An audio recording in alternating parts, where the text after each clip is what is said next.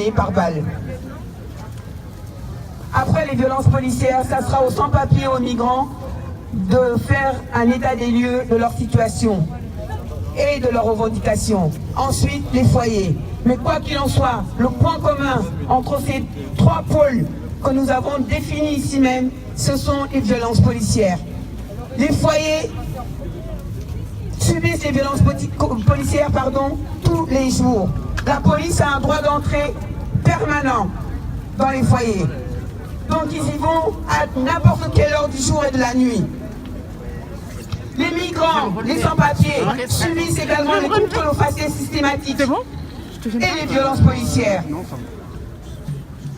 Au-delà de toutes les discriminations que nous pouvons subir, que ce soit au logement, au travail, à la santé, à l'éducation, au sommet de toutes les discriminations, c'est lorsqu'on te prive de ta vie. Lorsqu'on prend ta vie, il n'y a rien au-dessus. Et c'est ça le point commun entre toutes les personnes qui sont ici. Assa Traoré. Bonjour à vous tous. Aujourd'hui, Ramata a très bien défini en tout cas pourquoi nous marchons. On marche en tout cas pour qu'il y ait une justice et des droits de respect de l'être humain, de la dignité humaine, en tout cas en France. Moi, je vais reprendre très rapidement l'histoire de mon frère. Ça fait faire 2 ans qu'on se bat. On se bat contre les institutions les plus puissantes du monde, qui sont l'État et la justice, qui ont déclaré la guerre à la famille Traoré et à tous nos soutiens. Ils ont fait de nous des soldats. Vous, toutes les personnes qui sont là aujourd'hui, qui marchent, vous êtes des soldats face à toutes les institutions qui sont l'État et la justice. Des soldats prêts à marcher même sous la neige, des soldats à aller réclamer ses droits, des soldats à se battre pour avoir la dignité humaine qu'on mérite en France et sur Terre. Mon frère a été tué par des gendarmes le 19 juillet, le jour de son anniversaire. Il a été tué le jour de ses 24 ans. Un de mes frères, Bagui, qui est aujourd'hui en prison pour tentative d'assassinat suite à la mort de mon frère, subit un contrôle d'identité. Adama passe en vélo. Ce jour-là, il faisait beau, il avait son short, son bermuda et sa chemise. Et quand il voit son frère subir un contrôle d'identité, il décide de partir le plus vite en vélo. Parce que ce jour-là, c'est son anniversaire. Il n'a pas envie d'aller en garde à vue. Il n'a pas envie de subir de la violence. Et une double violence encore en garde à vue. Donc il va partir. L'interpellation de mon frère va se faire en 2 temps. La première fois, ça sera devant notre mairie, où Adama va se faire violenter, Adama va se faire tabasser. Un individu va tenter de le sauver parce que les gendarmes sont en civil. Adama va aller se réfugier dans un appartement d'une personne qu'il connaît. Mon frère va se mettre le ventre contre sol. Les gendarmes, tout va se passer dans cet appartement-là. Mon frère, ce jour-là, n'était pas armé. Mon frère n'a pas de pouvoir. Mon frère ne sait pas traverser les murs. Mais ce jour-là, ils ont un droit de mort sur la vie de mon frère. Ils ont décidé que Adama Traoré allait mourir ce jour-là. Mon frère va porter le poids de 250 personnes sur lui. 250 kilos sur lui. Adama va subir un plaquage ventral, des techniques d'immobilisation qui sont mortelles.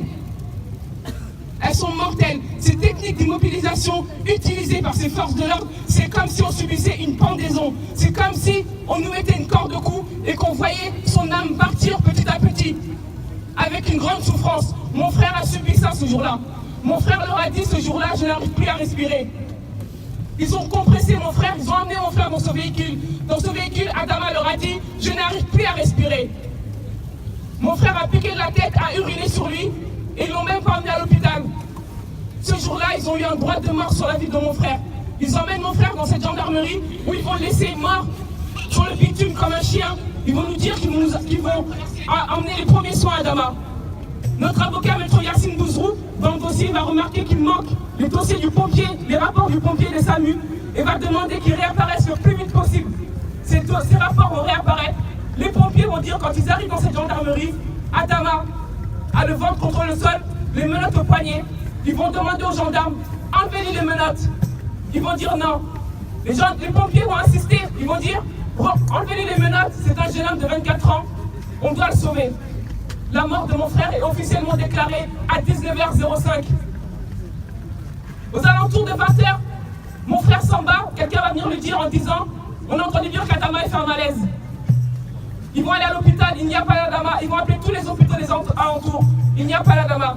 Ma mère va aller devant la gendarmerie et elle va dire, j'ai entendu dire que mon fils allait faire un malaise.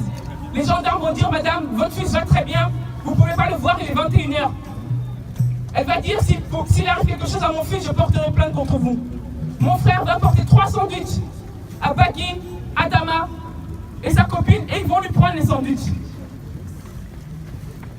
Ma mère va rester devant cette gendarmerie, Beaumont va rester devant cette gendarmerie, parce qu'il faut savoir que si aujourd'hui, nous, on marche avec vous le 17 mars, c'est que le combat Adama est une force locale. C'est le local qui a porté le combat Adama, qui s'est organisé pour que le combat Adama devienne national et international. Les habitants de Beaumont, avec toutes les villes limitrophes, vont venir devant cette gendarmerie et demander à voir Adama. Aux alentours de 23h, un de mes petits frères qui est en prison aujourd'hui, parce qu'il a mis le pied devant la porte de la gendarmerie pour voir Adama, est en prison aujourd'hui pour outrage et violence contre les gendarmes. On vient le chercher 11 mois après. Ils vont faire entrer ma mère et mon frère, et on va leur dire, si on vous dit quelque chose, est-ce que vous n'allez pas mal le prendre? Et ils vont dire non. On va apprendre la mort de mon frère aux alentours de 23h, alors que mon frère est mort depuis 19h05. Les gendarmes vont regarder ma mère droit dans les yeux en lui disant que son fils va très bien. Le combat pour la famille Traoré va commencer ce jour-là. On va pleurer un jour, et dès le lendemain, la ville va se révolter. Oui, il y aura du feu partout. Les habitants, les amis, mes frères, tout le monde va se révolter et on va demander justice et vérité pour Adama. On va dire qu'Adama est mort sous l'emprise de l'alcool, de la drogue, qu'Adama est mort de cause cardiaque et d'infection très grave. On va dire c'est faux.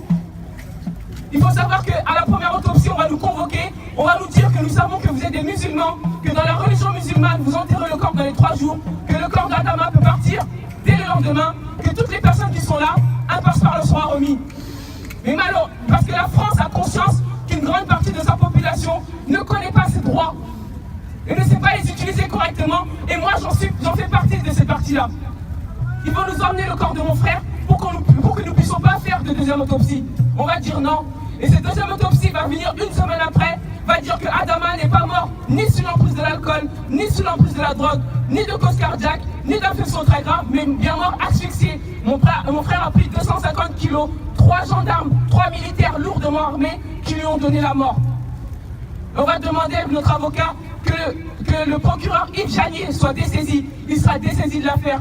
On va demander que l'affaire soit dépaysée. L'affaire sera dépaysée depuis le mois de janvier. Depuis le mois de janvier, 3 juges ont repris l'affaire de mon frère. Au mois de juillet dernier, nous avons une nouvelle expertise qui va confirmer ce que la famille Traoré a dit, que Adama est mort bien asphyxié. Voilà comment on se bat aujourd'hui. Mais il faut savoir que ce combat-là, on y a laissé des plumes. La famille Traoré subit un acharnement à la hauteur de leur mobilisation. J'ai 3 frères qui sont en prison aujourd'hui. On a subi plus d'une centaine d'heures de garde à vue. On reçoit des menaces de mort. Voilà ce que subit la famille Traoré. Voilà ce que subit les soutiens de la famille Traoré. C'est pour ça que je dis, aujourd'hui on se bat contre les institutions les plus puissantes qui sont l'État et la justice, qui ont déclaré la guerre à toutes les personnes qui sont ici et qui ont créé des soldats, qui ont fait des soldats. Vous êtes tous des soldats. On va continuer à se battre.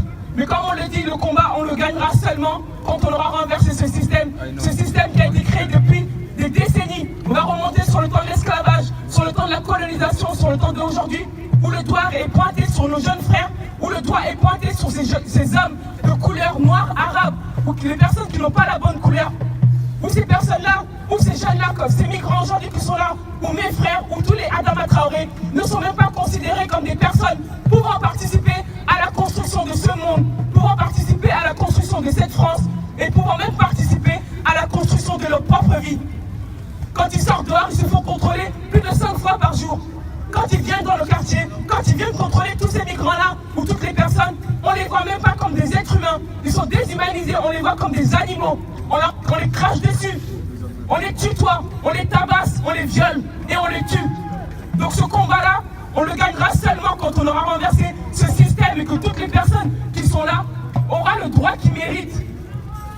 Et leur dire, regardez ces gens-là, ils ont un cœur, ils savent respirer, ils savent penser, ils ont des femmes, ils ont des enfants, ils ont une vie à construire.